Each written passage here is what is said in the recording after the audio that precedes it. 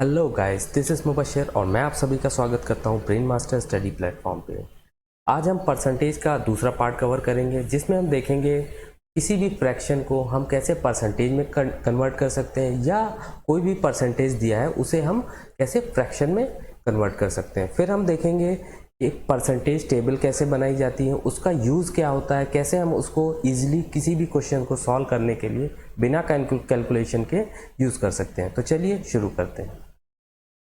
सबसे पहले अगर हम बात करें फ्रैक्शन को परसेंटेज में कैसे कन्वर्ट, मान लीजिए ये आपका कोई भी सर्किल दिया हो। मान लीजिए एक सर्किल है, ये सर्किल है, इसके हमने 4 पार्ट कर दिए और अगर हम किसी एक पार्ट की बात कर रहे हैं ना, तो हम इसको कैसे रिप्रेजेंट करें, फ्रैक्शन में कैसे रिप्रेजेंट कर सकते हैं। नीचे हमें लिखना होता है जितने भी टोटल पार्ट्स हैं। तो इस सर्किल के कितने पार्ट्स किए हैं हमने, कितने इक्वल पार्ट्स किए हैं, 4 इक्वल पार्ट्स किए हैं। और हम किसकी बात कर रहे हैं, इस एक पार्ट की बात कर रहे हैं, तो इसका ये फ्रैक्शन हो गया 1। अगर हम इसका फ्रैक्शन लिखेंगे एक पार्ट का तो इसको इस तरीके से लिखेंगे। और अगर हम इसको परसेंटेज में लिखेंगे तो ये कितना परसेंटेज हो गया, इसी फ्रैक्शन को हमें क्या करना होगा, 100 से मल्टीप्लाई करना होगा। ये जो आपका फ्रैक्शन है इसको हमें 100 से मल्टीप्लाई करना होगा, तो ये कितना आ जाएगा 25। तो परसेंटेज में कैसे लिखेंगे 25%।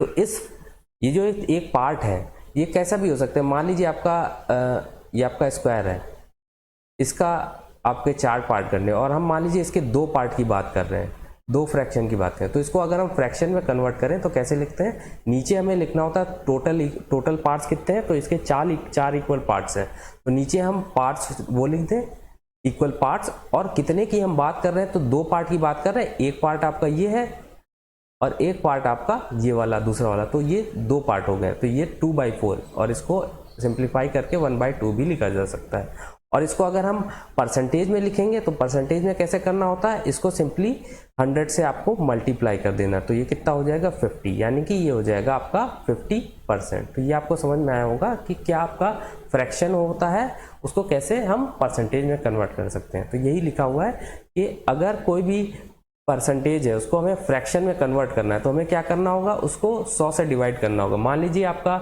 ये दिया हुआ है 50% दिया हुआ है, मान लीजिए एक परसेंटेज दिया हुआ है 50%, उसे हमें फ्रैक्शन में कन्वर्ट करना है तो उसे हमें क्या करना होगा, 100 से डिवाइड करना होगा, तो ये आ जाएगा 1/2। ठीक है, इसी तरीके से तो ये फ्रैक्शन में आ जाएगा। इसी तरीके से अगर कोई फ्रैक्शन दिया है, यही मान लीजिए 1/2 दिया है, 1/2 ये आपका एक फ्रैक्शन है, इसे अगर हमें परसेंटेज में कन्वर्ट करना है तो क्या करना होगा, हमें 100 से मल्टीप्लाई कर देना होगा, तो ये 100 से मल्टीप्लाई करेंगे तो ये आ जाएगा 50%। ये होता है आपका परसेंटेज टू फ्रैक्शन कन्वर्जन या फ्रैक्शन से परसेंटेज में कन्वर्जन। आगे हम देखें परसेंटेज फ्रैक्शन टेबल क्या होती है। इससे हम इस टेबल से हम इजीली कोई भी क्वेश्चन सॉल्व कर सकते हैं अगर ये वैल्यूज आपकी इस परसेंटेज में दी होंगी या फ्रैक्शन में दी होंगी। आगे हम क्वेश्चन करके भी देखेंगे कैसे इसको किया जाता है, तब ज़्यादा समझ में आएगा। ये मान लीजिए कोई भी परसेंटेज है 100, इसको हम क्या लिख सकते हैं, इसको फ्रैक्शन में लिख सकते हैं 1/1। 50% है, इसको क्या लिख सकते हैं 1/2। तो इसी से 1/2, 1/3, 1/4, 1/5, इसी तरीके से 1/11 तक ये पूरी टेबल बनती है। इसको हमें याद करना होगा। इस टेबल को याद करने का फ़ायदा ये होगा कि इससे रिलेटेड कोई भी क्वेश्चन आएगा तो उसे हम इजीली विदाउट कैलकुलेशन सॉल्व कर सकते हैं, डायरेक्टली सॉल्व कर सकते हैं। ठीक है, तो इसको हम आगे देख इम्प्लीमेंट करेंगे। देखिए, ये मान लीजिए ये क्वेश्चन है आपका कि ए की सैलरी बी की सैलरी से 25% अधिक है यदि ए का वेतन बी के वेतन से 25% अधिक है।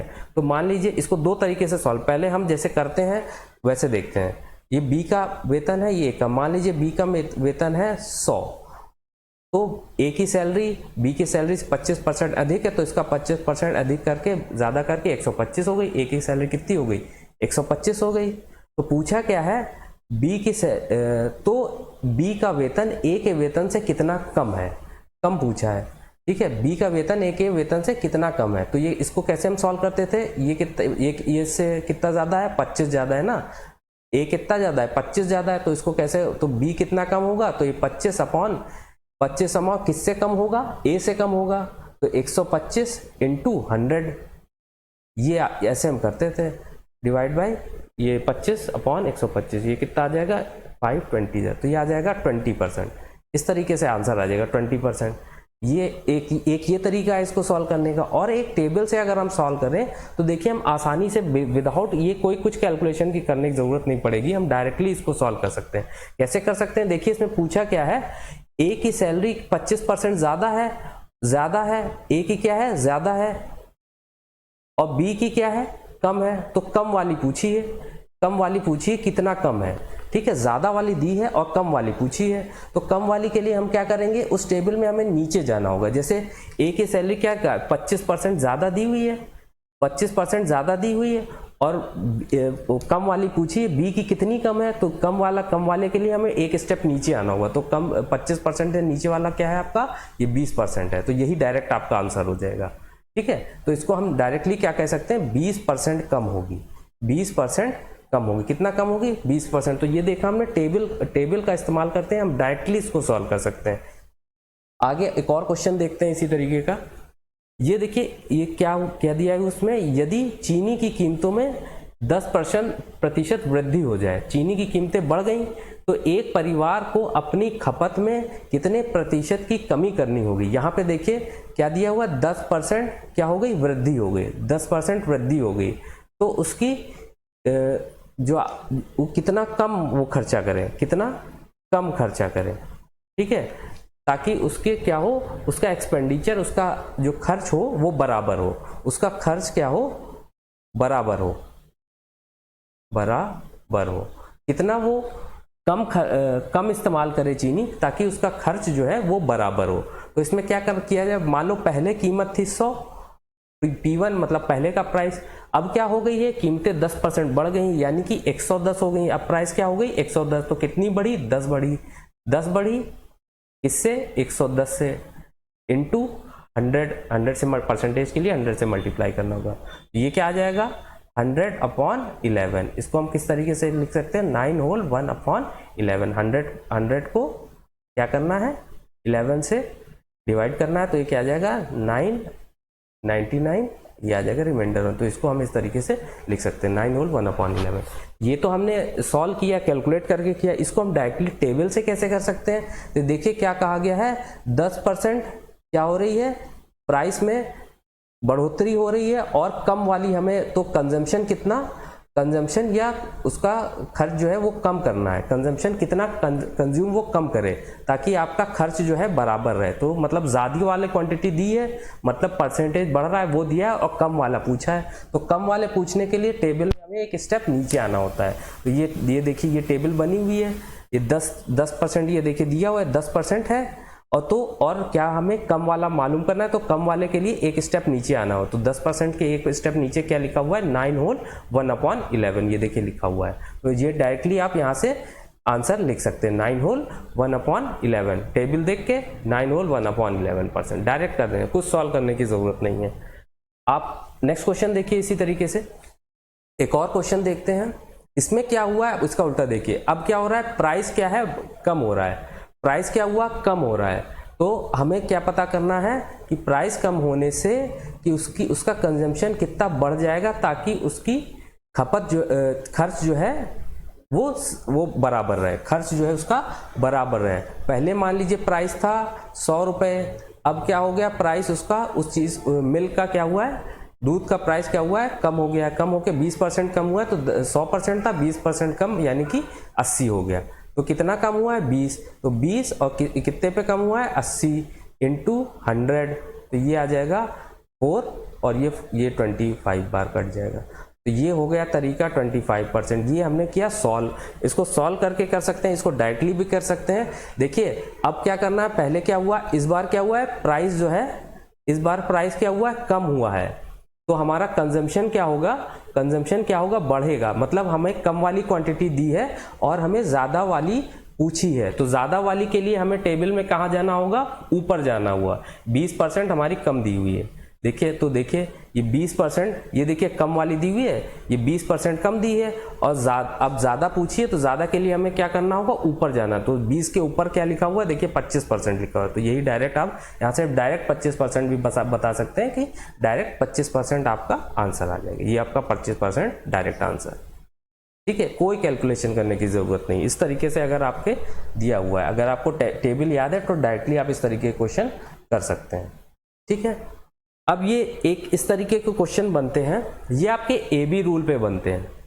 अब ए बी रूल क्या है थोड़ा सा हम जान लें कि मान लीजिए 2% दिए हुए हैं, एक बार मान लीजिए एक 10% दिया है और एक आपका 20% दिया है, इस तरीके से 2% दिए हुए हैं। तो मान लीजिए ये एक बार बढ़ रहा है परसेंटेज और एक बार कम हो रहा है, तो ए बी रूल क्या, तो इसका कंबाइंड इफेक्ट जो होगा वो क्या होगा, वो हम ए बी रूल से निकालेंगे। ए बी रूल क्या होता है, A plus B plus A B upon 100। ठीक है, तो इसका एग्जाम्पल ये क्वेश्चन है, इसमें क्या है, व्हाट इज द एक आयत के क्षेत्रफल में कितने प्रतिशत की वृद्धि होती है यदि इनकी प्रत्येक भुजा में 10% की वृद्धि होती है। ठीक है, एक आपका